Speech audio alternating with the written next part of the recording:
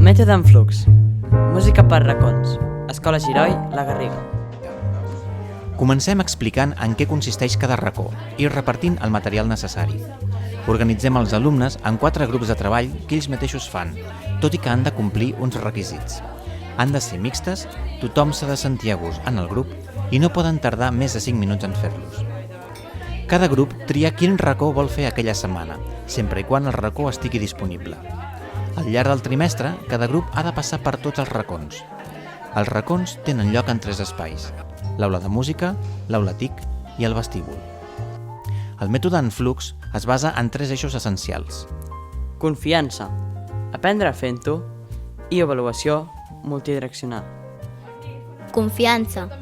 L'alumne té un paper més actiu en el procés d'aprenentatge. Pot intervenir, discutir amb els companys, decidir què farà a cada sessió, ser més autònom.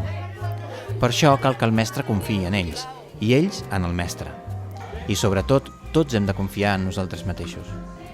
Formem part d'una comunitat. Per gaudir de certa llibertat hem de mostrar una responsabilitat equiparable. Els mateixos alumnes han d'aprendre a autorregular-se. El propi grup ha d'exercir mesures de contenció quan algú o alguna cosa distorsioni el procés.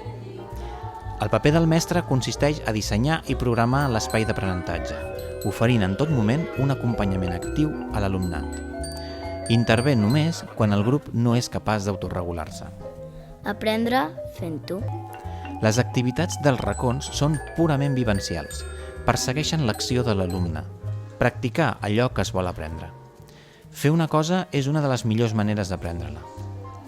Prenem com a model la piràmide de l'aprenentatge de Cody Blair, que ordena els processos d'aprenentatge de més actius a més passius, tot posant en evidència que els mètodes que impliquen una participació i experiència més activa de l'alumnat són també els que resulten més eficients per l'aprenentatge.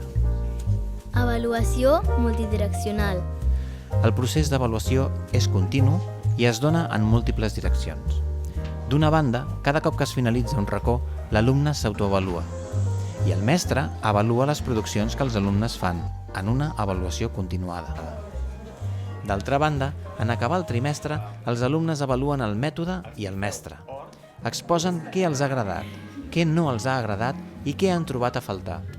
El mestre escolta les aportacions i ajusta la metodologia en funció de les propostes sorgides. D'aquesta manera, la metodologia esdevé dinàmica, flexible, modelable, única i irrepetible. Apropa l'aprenentatge a les persones que l'utilitzen.